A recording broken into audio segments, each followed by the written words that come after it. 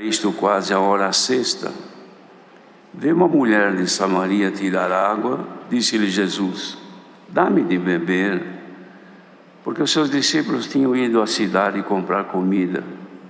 Disse-lhe, pois, a mulher samaritana: como, sendo tu judeu, me pedes de beber a mim, que sou mulher samaritana? Porque os judeus não se comunicam com os samaritanos. Jesus respondeu e disse-lhe: se tu conheceras o dom de Deus, e quem é que te diz, dá-me de beber, tu lhe pedirias, e ele te daria água viva. Disse-lhe a mulher: Senhor, tu não tens com que atirar, e o poço é fundo.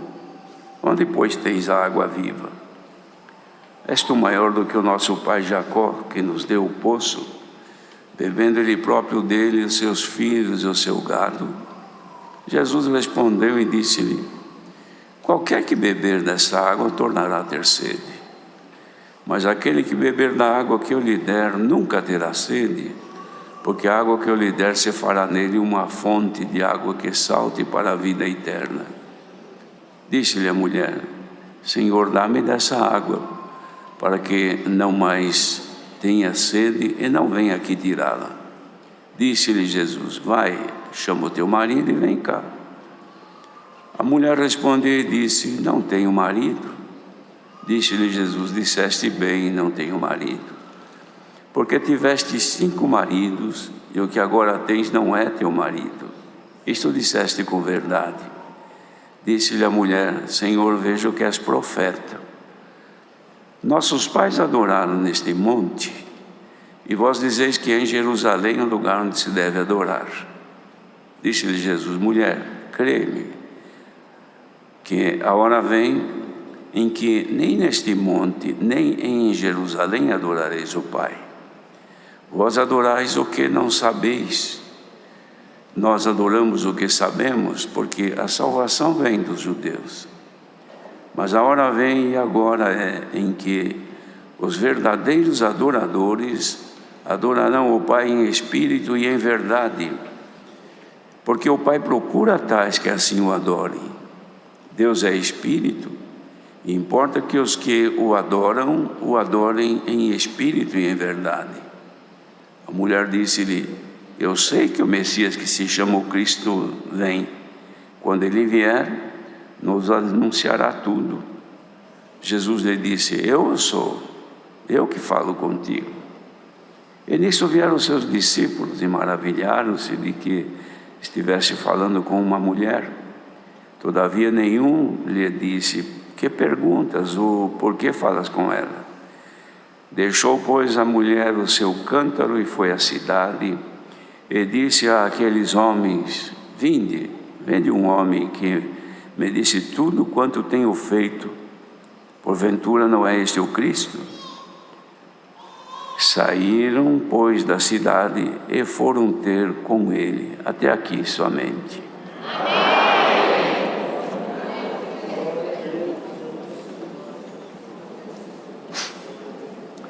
João, irmãos apóstolo, na época era discípulo do Senhor, mas apóstolo ele escreveu, relatando este fato que ocorreu com o Senhor,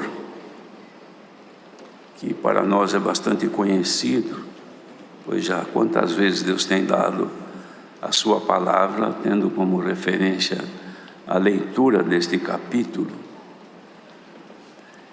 mas traz ele para nós muitos ensinamentos, irmãos. Aqui já no começo dele diz assim: quando o Senhor entendeu que os fariseus tinham ouvido que Jesus fazia e batizava mais discípulos do que João, ainda que Jesus mesmo não batizava, mas os seus discípulos. Então o que fez o Senhor quando entendeu isto? Ele deixou a Judeia e foi outra vez para Galiléia. Então os irmãos vejam, traz isso aqui para nós, um ensinamento a todos, com respeito a ter cuidado para que não haja louvores pessoais, ainda que ele era o Filho de Deus, digno de toda honra e de todo louvor. Mas ele não queria ser considerado superior aos demais. Então, a hora que ele entendeu, percebeu, notou que os fariseus, eles comentavam, porque ouviam as pessoas falarem, e diziam: esse Jesus aí batiza mais discípulos do que João. João que é o Batista porque batizava. João que é o Batista, que batizava tanta gente, e agora esse aí está batizando mais do que ele e os seus discípulos também. O Senhor Jesus, bem que se fosse como nós, que amamos muitas vezes o elogio, as considerações terrenas, poderia ter dito: não, é isso mesmo, eu vim para isso, eu sou superior a ele. Mas não foi o que ele fez, ainda que poderia ter feito. Se fizesse, era justo, porque era o Filho de Deus. João Batista não veio para ser o Filho de Deus, veio para preparar o caminho ao Senhor. Mas ele era o Filho, o enviado, o Messias, o prometido já de muitos séculos ao povo. Mas ele rejeitou isso. Então o que ele fez? Saiu, se afastou dali, foi para a Judeia. Serve isto aqui de ensinamento a todos nós, irmãos, de que nós temos que ter cuidado com exaltações por qualquer coisa que Deus há de fazer nesta obra. Se Deus usa de alguém numa oração e Deus faz um milagre, quem fez foi Deus. Se um testemunho que a pessoa conta, a igreja sentiu muita comunhão e glorificou a Deus, não foi por causa da pessoa, foi por causa das dignidades de nosso Deus e do seu operar. Se alguém prega a palavra e Deus abençoa e enche a igreja de glória, não é o pregador, ele não é nada, e deve ser menos do que nada, para que apareça a glória de Deus. Mas se ele perceber que está em evidência, é melhor ele se afastar um pouquinho, para que apareça o Senhor e não o homem. Bendito seja o Senhor, porque esta graça não consiste em progresso e crescimento humano, mas no progresso e crescimento das virtudes de Deus no homem. E assim ele deixou, foi para a Judeia. No caminho, então, tinha que passar por Samaria. E ele, cansado já do caminho, parou por ali. Se vê que era próximo da hora deles fazer a refeição, e os discípulos chegaram até a cidade que era próxima para comprar alguma coisa. E ele ficou ali perto de um poço de água que antigamente havia sido usado por Jacó, que ele mesmo tinha feito, e ele bebia da água e os seus familiares e os animais também. Mas pertencia agora, irmãos, a essa região de Samaria. E os samaritanos tinham aquele lugar ali como um lugar até sagrado, porque daqui bebeu água Jacó, ele viveu aqui. Então para eles aquilo era uma coisa muito importante. E essa mulher veio tirar água, e o Senhor lhe pediu então que lhe desse um pouquinho de água. Estava com sede.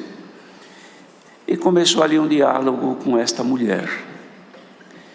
Mas o Senhor não fez isso por acaso, não foi pedir água só porque estava com sede. É porque Ele queria mostrar a ela os caminhos retos do Senhor para a salvação. E como ela veio mexer com água, buscar água, matar a sede, Ele usou este exemplo, porque a verdadeira água da vida é a palavra do Senhor, e a palavra é Ele é a palavra. E Ele também é a fonte da vida, da água. São várias comparações que se faz ao Senhor Jesus, mas a mulher não sabia. E nesse diálogo, ele aproveitou então a comentar com ela uma coisa que ele não havia feito com ninguém ainda, ou pelo menos não se conhece. Ele fala para a mulher assim: se tu conheceras o dom de Deus e quem é que está falando com você, você pediria e Ele te daria água, e você bebendo desta água, se faria em ti uma fonte de água que saltaria para a vida eterna. Que palavra diferente e esquisita, que a mulher nunca tinha ouvido isto, e ela ouve agora dele, mas ela não entendia. Fala: mas o poço aqui é fundo, como é que o Senhor vai tirar? Então me dá um pouco dessa água, se não preciso mais beber. Pensava ainda na água que mata a sede deste corpo, mas não era esta água. O Senhor estava falando da água da vida, que é a palavra de Deus. Bendito seja o Senhor. Mas estava aí, irmãos, como ela não conhecia o dom de Deus e não podia imaginar quem é que falava com ela, então para ela nada mais era do que um diálogo comum com um judeu, que não era também comum conversar, mas para ela não passava de uma conversa. Mas depois, quando ela entendeu, ela desconfiou: deve ser um profeta ou deve ser mesmo o Cristo. Olha, irmãos, quando esta graça é revelada para alguém, então a pessoa passa a ter conhecimento do dom de Deus. O dom de Deus, às vezes a gente pensa, o dom de Deus é o dom de novas línguas, o dom de expulsar demônio, o dom disso, o dom da palavra, o dom daquilo outro. São dons, são qualidades, são em algumas situações virtudes e também adornos para a vida espiritual da pessoa. Mas o verdadeiro dom de Deus é Jesus Cristo, Ele que foi dado graciosamente para a nossa salvação. Quem recebe a Cristo recebe o maior dom, que é o dom da vida eterna. Por isso que a gente, quando testemunha, fala assim: agradeço a Deus pelo dom da vida eterna, mas a gente não considera que dom da vida eterna, Cristo é vida eterna, por isso que é vida abundante. Abundante é coisa que não acaba. Cristo é vida eterna. Ele foi revelado a nós, então agora Ele habita dentro de nós. A mulher não conheceu o dom e nem sabia quem falava com ela, mas aqueles que o Senhor chamou, que revelou esta bendita graça, passaram a conhecer o dom de Deus, Jesus Cristo, e saber quem é que fala com ela. Ou seja, a pessoa passa a ter conhecimento dos momentos que o Senhor Deus fala consigo. Por quê? Porque recebeu o dom de crer na palavra de Deus. Por isso nós somos chamados de crentes em Jesus Cristo. E o Senhor fez isso conosco hoje, irmãos. Então os irmãos vejam a dificuldade. Custou para a mulher entender que ela estava acabando de conhecer o dom de Deus, que era a vida eterna, e também de perceber quem é que estava falando com ela. Os irmãos vejam que até no final ela não tinha plena certeza que Ele era o Cristo. Mas o que disse o Senhor Jesus para ela? Olha, mulher, você fala tanto desse lugar aqui, do poço de Jacó, mas olha, a salvação vem lá dos judeus. Mas tem uma coisa, que os verdadeiros adoradores adorarão ao Pai, não só porque está vendo um poço aqui, a água que bebe dele, mas adorarão ao Pai em espírito e em verdade. E são estes que o nosso Deus, o Pai, procura. Então, irmãos, nós não consideramos, mas é bom considerar um pouco, que nós somos procurados por Deus. Então Deus nos encontrou, nos achou neste mundo, sem esperança, sem rumo, e Ele fez que nós pudéssemos conhecer a Jesus Cristo, que é a vida, e também receber em nós o dom da vida eterna, que está dentro de cada um de nós. Por isso que nós agradecemos pelo dom da vida eterna, que já está dentro de nós, que não se pode perder. E nós fomos procurados por Deus, e Ele nos achou, e agora estamos nesta graça, encontrados por Deus e fazendo parte deste número que o Senhor está escolhendo deste mundo para habitar na glória eterna dos céus. Bendito seja o Senhor. Então os discípulos, quando chegaram, irmãos, se admiraram de ver o Senhor conversando com uma mulher, porque não era comum isto. Mas também ninguém lhe perguntou, não tiveram a ousadia de perguntar: por que está falando, o que estás falando com ela? Não. Mas logo os discípulos falaram: Senhor, está aqui a comida, vamos comer? Aí ele então não teve pressa, ainda que deveria estar com fome, mas disse: olha, uma comida eu tenho para comer, vocês ainda não conhecem. A comida que eu tenho para comer é fazer a vontade de meu Pai que está nos céus. Assim, queridos irmãos, nós estamos nesta graça. É certo que vivemos ainda nesta vida terrena dependente das necessidades humanas, porque somos seres humanos. Mas devemos de considerar que dentro de nós agora, como novas criaturas que fomos feitos quando morremos para o mundo e ressuscitamos para Cristo, novas criaturas, e agora o Espírito de Deus habita em nós. Então já não somos mais, como disse Jesus: vós não sois deste mundo, como eu do mundo não sou. Então nós estamos agora peregrinando neste mundo, irmãos, como pessoas normais, mas só que já com um propósito e um compromisso diante de Deus, que já não somos mais pertencentes a este mundo. Então a glória deste mundo já não serve mais para nós. As coisas e ilusões, vaidades e coisas deste mundo que prendem as pessoas neste mundo segundo a viver terreno, também já não nos pertence. Usamos o que nos é necessário, mas sem que venhamos a ser presas dos sentimentos das coisas desta vida. Por quê? Porque agora nós somos portadores da vida eterna. Estamos vivendo um momento de transição, isto é, de mudança. Cada dia que passa, nós estamos mudando, até que vai chegar o dia que chegamos à medida completa de Cristo e nós sairemos. Ainda não faz muitos dias, irmãos, eu tive a oportunidade de ver uma coisa que todo mundo conhece. É uma comparação humana, da natureza humana, mas pode se comparar com a vida espiritual. Eu observei uma lagarta que come as plantas, muito feia, mas assim horripilante. Mas depois de um dia eu vi que ela veio andando e se pendurou num lugar. Depois de mais uns dias, ela estava se envolvendo, irmãos, num casulo, e encolheu, ficou um negócio pendurado ali, muitos dias, e ficou ali. Depois de um certo tempo, aquilo se abriu, e ela devagar saiu uma borboleta bonita, e voou dali. Então aquilo que era tão feio, que não era agradável de ver, depois que passou por essa transição involucrada, ali num lugar apertadinho, sem jeito de se mexer, ficou ali até que se transformou. Quando aquilo soltou, ela saiu voando. É isto espiritualmente que Deus está fazendo conosco. Que saímos de uma vida, irmão, cheia de coisas que não são agradáveis, porque somos da terra, mas o Senhor nos está conduzindo devagar e levando para uma transição, para uma mudança, e nós estamos sendo revestidos de Jesus Cristo, até que vai chegar o dia que nós vamos sair desse lugar apertado e vamos para a glória de Deus com um corpo semelhante ao do Senhor.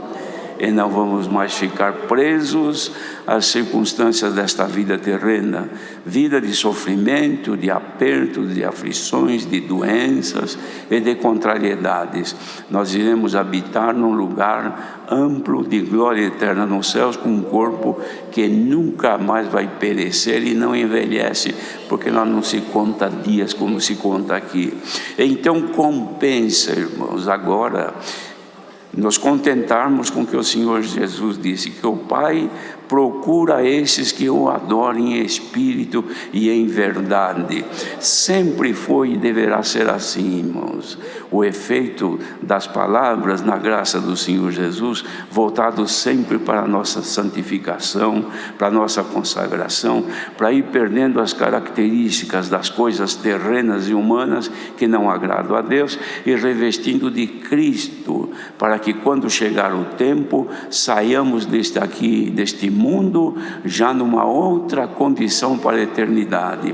Então ninguém desanime, ninguém desista, ninguém entristeça, porque o apóstolo Paulo também escreveu que as aflições deste tempo presente não são sequer para comparar com a glória que em nós há de ser revelada. Então nós muitas vezes congregamos, não é só porque precisamos da palavra para nos alimentar a esperança da vida eterna.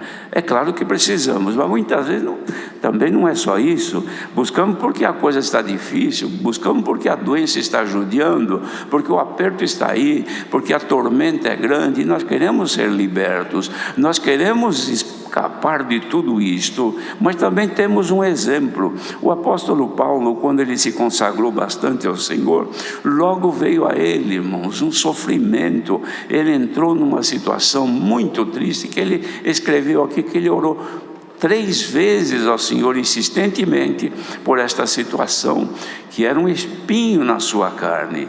E quando ele orou, esperava que a resposta de Deus fosse de acordo com o que ele estava clamando. Mas o Senhor olhou a Paulo: a minha graça te basta, porque o meu poder se aperfeiçoa na fraqueza. Você está desse jeito, sofrendo, padecendo, mas a minha graça é o bastante, e você está agraciado por mim. Então só te interessa agora crescer na graça. Sofra um pouquinho as aflições. Ele mesmo recomendou a Timóteo: ó Timóteo, junto comigo, sofra as aflições como bom soldado de Jesus Cristo, e não se embarace com as coisas desta vida. Batalhe pela fé, lute, porque o salário é muito grande, é a vida eterna. Hoje vem esta palavra aqui, irmãos, que descreve para nós o que a mulher jamais podia entender: conhecer o dom de Deus e quem é que falava com ela. Será que nós já conhecemos e sabemos que o dom de Deus está em nós? Ou alguém ainda tem alguma dúvida? Não sei se o dom de Deus está em mim. Se você não sabe, procura conhecer, faça força para saber quem é que te governa, quem é que te domina, quais são os teus sentimentos, qual será a tua maior expectativa nesta vida. É a vida eterna ou é a vida presente? Se a vida é eterna, é porque dentro de ti você recebeu a graça, e recebendo a graça, o dom de Deus está aí dentro. Dom de Deus é o Espírito de Deus que habita. Bendito seja o Senhor, porque é uma das pessoas da Trindade que habita dentro de ti. Então, se já habita dentro de ti o Senhor, tenha certeza que o dom de Deus já está aí. Glória ao nome do Senhor. Mas será que o Senhor não me dá outras coisas? Dá, porque se já te deu o maior, que é o dom, que é a vida eterna, agora o resto são qualidades que vêm de Deus, que Ele te dá na medida que você pedir. Se você precisa que seja mais santo, mais consagrado, mais puro, se você precisa que seja mais revestido das virtudes de Deus, que tenha mais luz, mais conhecimento e mais poder para vencer as tormentas e tentações da carne e dos espíritos malignos, o Senhor te concede, porque Ele não nega. Bendito seja o Senhor. O Senhor Jesus subiu ao alto, levou cativo o cativeiro e deu dons aos homens. O dom está aí. Quem precisa, peça, que Ele dá liberalmente e não lança em rosto. E tem os dons que são adornos, irmãos, que vêm para o nosso embelezamento. Existem aqueles que são necessários para a pessoa estar vestida e revestida. Depois vem as coisinhas que embelezam.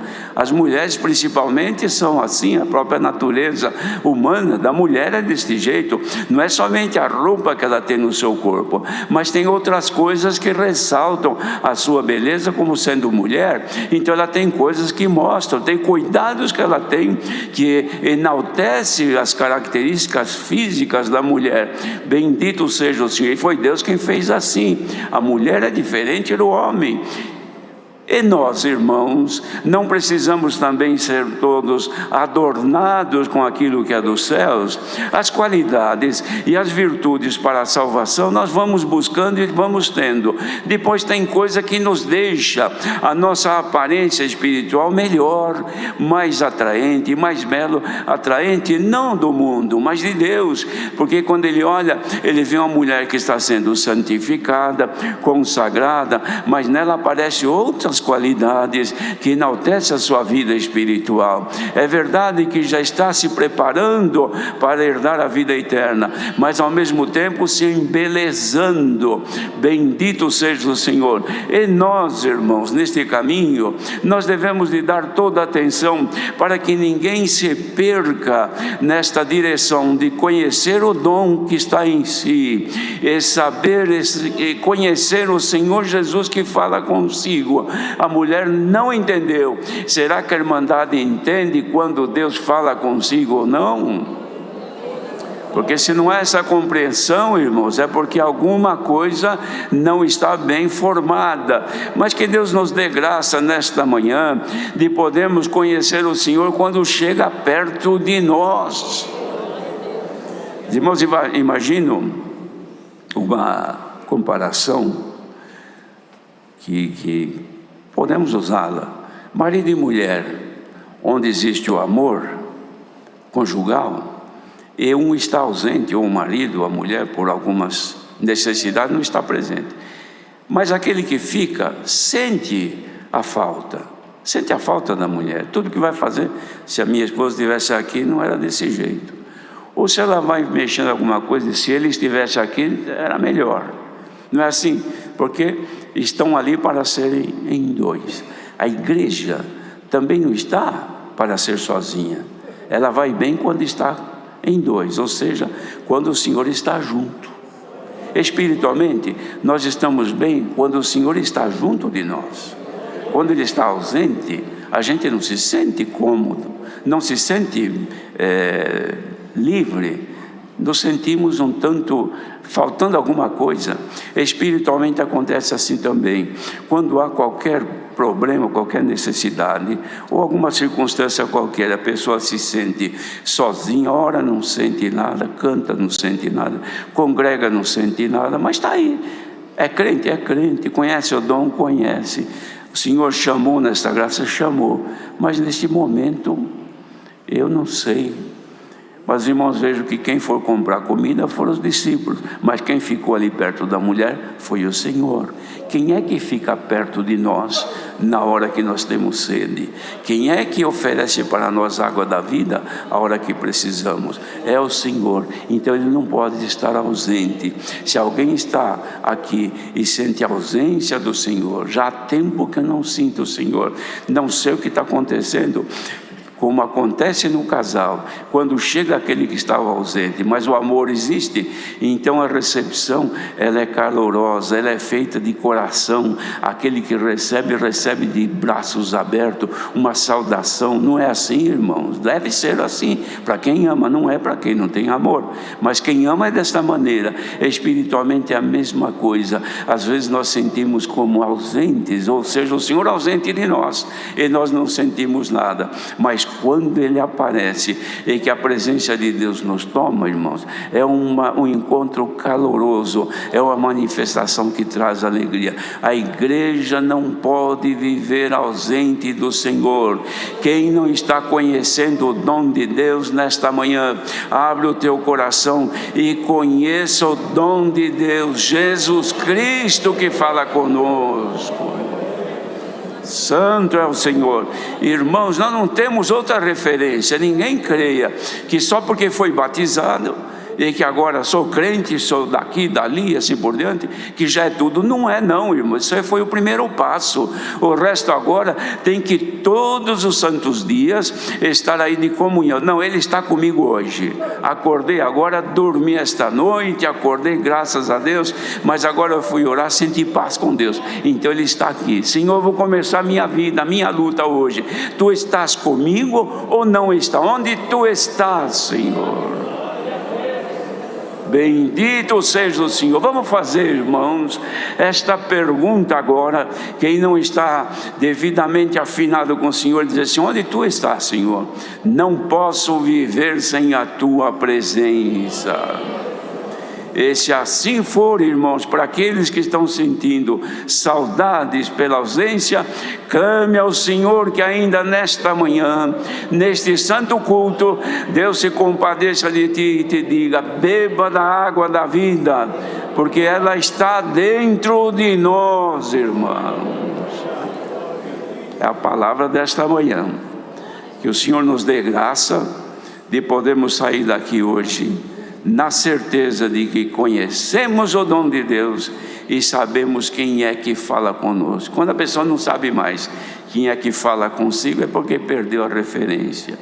Mas quem ainda não perdeu a referência, ainda tem comunhão com o Senhor, não vai embora sem sentir que Jesus Cristo habita no teu coração. Deus seja louvado.